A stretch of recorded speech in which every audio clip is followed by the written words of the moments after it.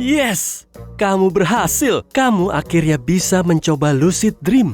Jadi, di mimpi ini, kamu sadar akan keberadaan dirimu. Kamu bisa menentukan sendiri alur mimpimu. Punya kekuatan super, menggerakkan barang pakai telepati, naik sepeda terbang, atau memancing sambil duduk di atas awan. Keren! Tapi, sayangnya ada tapinya. Mau sekeren apapun dunia mimpi buatanmu, ada sejumlah hal yang sebaiknya kamu hindari. Kamu berada di sebuah rumah, tapi kurang yakin ini mimpi atau bukan. Ada jalan, hutan lebat di belakang, dan rumah ini. Rumah ini sudah tua, tapi masih rapi dan bersih. Kini, kamu berdiri di lorong panjang. Di sebelah kiri, ada ruang tamu indah bergaya retro. Yuk, intip dulu. Sinar matahari menembus lembut melalui tirai. Indah sekali. Ada sofa vintage merah, karpet hijau tebal, meja kopi, 2 rak buku besar, serta piano klasik di sudut, dan tanaman di dekat jendela. Siapa yang menyiramnya kalau rumah ini kosong? Ya, siapa yang peduli? Lihat cermin yang ada di sebelah piano itu. Perlahan, langkah demi langkah, kamu berjalan mendekatinya, sambil bertanya-tanya apa yang akan kamu lihat. Dan tunggu dulu. Aturan pertama lucid dream adalah menghindari kegiatan yang terlalu menggugah emosi. Cermin mungkin memantulkan bayangan dirimu yang berbeda dan super aneh. Kamu belum tentu suka apa yang kamu lihat. Gimana kalau ada orang lain yang menatapmu dari cermin? Atau ternyata panjang tanganmu nggak wajar? Wajahmu sulit dikenali? Atau ada seseorang di belakangmu? Cermin di mimpi adalah cara terburuk untuk mengetahui semua itu. Jadi, lawanlah godaan ini. Begitu makin jago mengendalikan lucid dream, kamu boleh mencobanya. Kamu terus berjalan, memeriksa hal lain di dalam rumah. Tiba-tiba, ide muncul di benakmu. Kalau ini mimpi, di mana tubuh aslimu? Stop, jangan coba-coba berpikir ke sana. Jangan pikirkan tubuhmu, karena fokusmu berisiko buyar. Rumah itu akan lenyap dan kamu akan bangun. Begitu memasuki lucid dream, perhatikanlah lingkungan di sekitarmu. Kalau tidak, apalagi kalau memikirkan dirimu berbaring di tempat tidur, dadah, silakan coba di lain waktu. Oke, kamu masih di dalam rumah, memperhatikan barang yang ada di ruang tamu dan bukan ke tubuhmu. Mari lanjutkan. Telusuri hal lain. Tunggu, stop. Kamu tiba-tiba tersadar kalau kamu berada di rumah tua menyeramkan seorang diri. Kenapa kamu masuk ke sini? Apa yang kamu pikirkan tadi? Kamu mulai merasa nggak nyaman. Gimana kalau seseorang tinggal di sini? Sejauh ini, kamu baru memasuki ruang tamu. Kamu berbalik dan kembali ke lorong.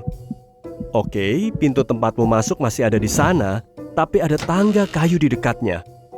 Kamu tidak bisa melihat kemana arahnya. Kenapa tiba-tiba di sini gelap? Mataharinya terbenam ya? Aduh! Semua ketakutan terbesarmu bermunculan di benakmu. Tiba-tiba kamu mendengar desisan ular dan... Itu suara binatang raksasa? Dinosaurus ya? Astaga!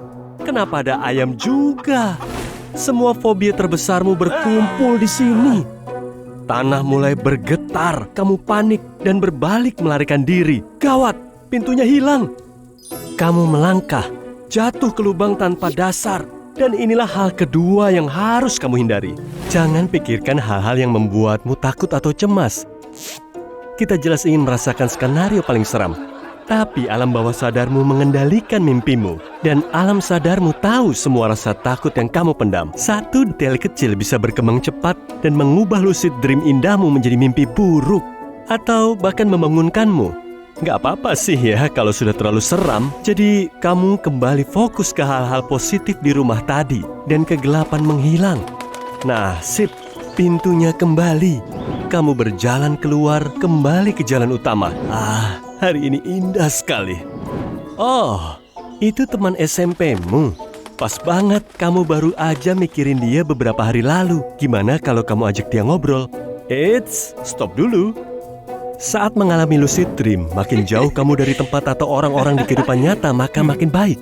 Lucid dream bisa membuatmu merasa semuanya nyata. Bukan berarti kamu akan bangun dan berpikir kamu beneran ngobrol dengan orang tadi ya. Tapi alam bawah sadarmu akan mengingat perasaanmu tentang pertemuan ini. Saat kalian akhirnya bertemu di dunia nyata, kamu bakal agak canggung. Lucid dream bisa membentuk ingatan palsu yang menyebabkan banyak sekali masalah dunia nyata. Jadi, rumah, jalanan, hutan lebat di sebelahnya. Apa pikiranmu yang membentuk semua ini? Tentu saja, tinggi kepala jerapah biasanya nggak sampai menembus awan. Kamu tentu nggak bisa terbang untuk memetik apel dari cabang pohon. Dan gajah nggak pakai kalung dan anting mahal. Dunia mimpimu tak terbatas. Intinya, nikmati saja selagi di sini. Kalau enggak, mimpimu malah akan membosankan. Dan tiba-tiba dibangunkan alarm lagi. Kamu mungkin mengalami lucid nightmare. Atau mungkin keduanya. Kalau kamu terlalu bersemangat, lucid dream bisa selesai terlalu cepat. Ya, lucid dream memang simulasi VR terbaik di dunia. Jadi sudah pasti kamu ingin membuatnya bertahan lama. Kamu memang bisa terbang, melihat air terjun indah, punya kekuatan ajaib, menggelar karpet pelangi, menikmati surga tropis penuh pohon kelapa dan palem. Tapi tunggu. Tenang dan stabilkan mimpimu sebelum menciptakan semua itu. Mulai perlahan dengan hal-hal yang lebih normal, seperti jalanan, rumah, lapangan rumput. Oh, hei, lihat, ada kelinci dan rusa imut. Sebaiknya mulailah mimpimu seperti ini. Kamu butuh waktu lama untuk bisa menguasai semua pengalaman gila ini tanpa terbangun. Kamu tentu ingin mimpimu luar biasa dan bukan cuma yang gitu-gitu aja dan malah bikin pusing. Atau yang paling parah cepat selesai. Jadi, kamu harus terus bergerak dan jangan berkeliaran tanpa tujuan. Hutan, jalanan, rumah, bla bla bla. Semua itu memang menarik awalnya. Tapi pada akhirnya kamu harus beralih ke hal yang lebih seru. Buatlah rencana. Di lucid dream, waktu berlangsung lebih lambat daripada dunia nyata. Jadi, manfaatkanlah sebaik mungkin. Jangan memaksakan diri mengendalikan semua yang ada di mimpi. Pertama, kamu butuh banyak latihan. Dan kedua, biarkan kejutan mendatangimu. Tapi semoga bukan fobia yang bersembunyi di relung terdalam alam bawah sadarmu ya. Jaga matamu terbuka dalam mimpi. Kamu pasti nggak mau melewatkan semua keindahan dunia mimpi ini kan? Kalau terlalu banyak menutup mata, tubuhmu mungkin mengira kamu ingin bangun. Kamu boleh melakukannya kalau lagi mimpi buruk dan makhluk seram di depanmu tak kunjung pergi. Tapi bakalan sayang banget kalau kamu berada di tempat yang indah. Jangan menghabiskan terlalu banyak waktu di dalam mimpi, mau lucid ataupun biasa. Keduanya terjadi saat fase tidur REM alias Rapid Eye Movement. Dalam tidur non-REM, gerakan mata, detak jantung, dan gelombang otakmu secara bertahap melambat. Kemudian boom! Fase REM datang dan otakmu mulai traveling.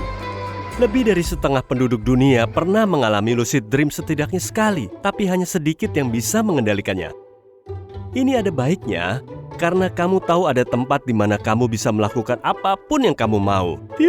Kamu mungkin enggan bersentuhan dengan kenyataan lagi. Tapi selagi di sini, lakukan semua yang ada di daftar keinginanmu. Gimana kalau terbang? Kamu berada di puncak gunung tinggi. Ada awan tebal lembut di sekelilingmu. Di mana daratannya? Kamu melihat ke bawah. Di mimpimu, kamu nggak takut ketinggian. Adrenalin terasa menggebu-gebu di tubuhmu. Jadi lakukanlah. Lompat dan lebarkan sayapmu. Oh iya, kamu sekarang punya sayap. Atau kalau mau, ikuti kebiasaanku. Berenang jauh ke dalam laut. Kamu berada di perahu kecil, mengambil napas dalam-dalam, merasakan udara segar menembus paru-parumu. Satu tarikan napas terakhir, kamu berjongkok dan biur. Yang paling seru, di dalam mimpi, air laut nggak bikin matamu perih.